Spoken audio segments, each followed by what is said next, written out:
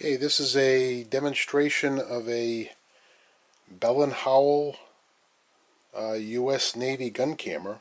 It's a 16 millimeter camera. I picked this up in a thrift store not too long ago, and I thought it was really interesting. I had never seen a camera like this before, and so I thought I'd bring it home and take a look at it. And it was pretty cool. They used to mount these on fighter planes during World War II, and probably later than that. But I believe this one is from World War II, and it probably would have been on a carrier plane, probably mounted on a Dauntless dive bomber or a Corsair, or maybe more than likely a Hellcat. Um, and all the combat footage you see in World War II documentaries probably came from a baby like this. And what this did was it mounted somewhere on a plane, and with these 4 bolts. This one happens to have a tripod mount on it, but you could take that off, and it would just mount flush on some platform in the plane. And when the pilot would press the button on to fire his guns, this would also go off, and it would capture the footage of the guns going off and shooting down the plane. It takes a cartridge like this. This is a 16 millimeter magazine, and what's interesting about it is it has this number and a -44, and I'm thinking that this is possibly from 1944, which would put it towards the latter stages of World War II.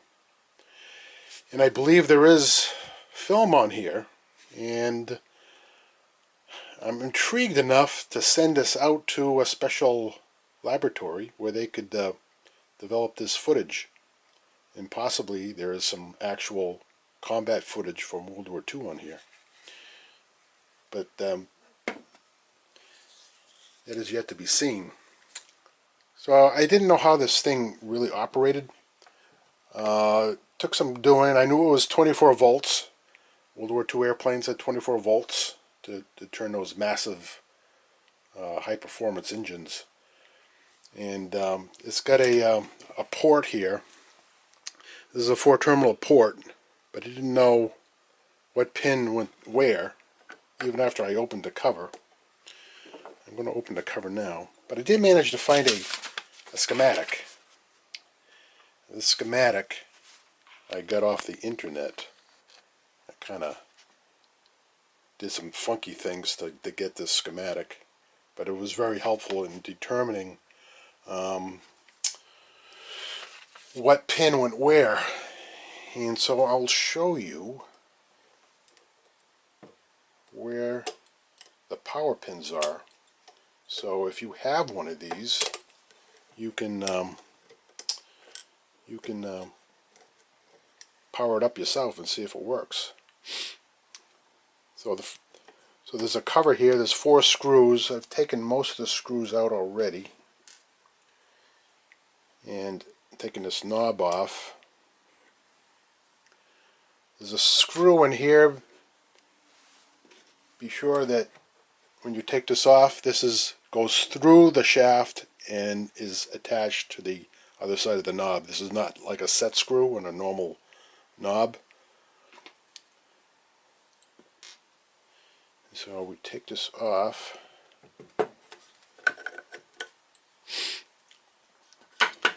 And inside is quite a bit of mechanical engineering. Quite a feat on this thing. I can zoom in a little closer on this.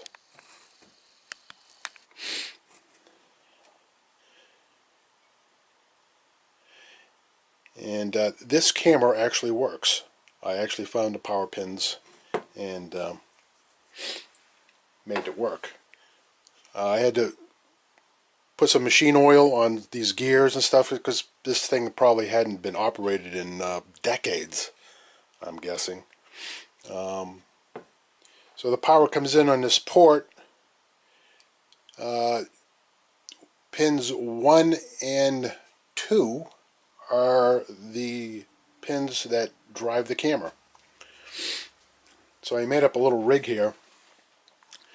This is the actual connector that goes in here. So that goes in here. You screw it in.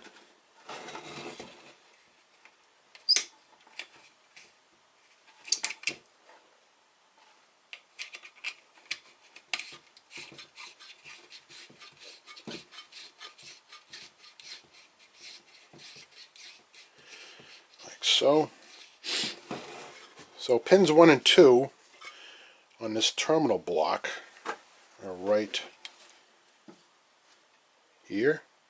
This is the return, or the battery minus, and pin 2 is the plus 24 volts. So here and here. Now this pin here is also a third wire on this connector. The fourth pin is not used. The is pin 3, which is in between 1 and 2. I don't know why. It goes 1, 3, 2, 4, and 5. So pins 3 go off to a jack in the front of the camera, which is right here. This is plus and minus 24 volts. Now, according to the schematic,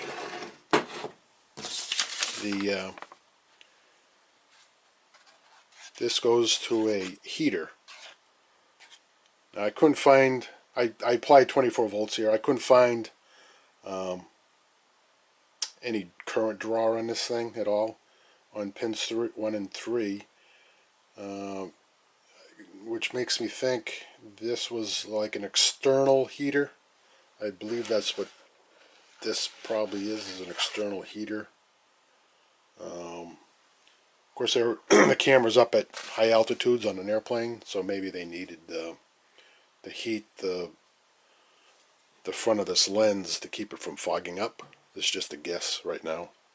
But I think I've seen some of these gun cameras that had heaters on the front. And that's probably what pins 1 and 3 are for here. Now it's got a lens, the lens on the front here, it's got a yellow tint here. That's probably a UV lens. And this comes off. Yeah, it's minus blue. Not quite sure what that means, but it looks, this is a typical UV filter. And it's got settings on here to open the iris. There's an iris in here, and you can see it actually moving in and out. And so that's the lens. So to power this thing, what I've done is I got a set of batteries here. There's just a couple of 12-volt batteries I put in series. This thing draws at like 2 amps, and so I needed some fairly big batteries here. So I'm going to give this a shot. You can see how it works. Got a little switch in line here. You can pretend this is the trigger to fire the weapons on the fighter plane.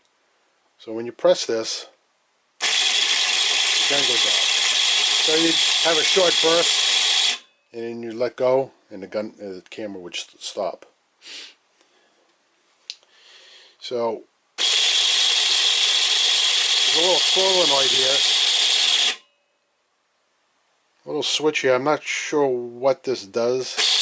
I know it makes the connection to make the camera run, but I'm not sure why there's a switch here in the first place.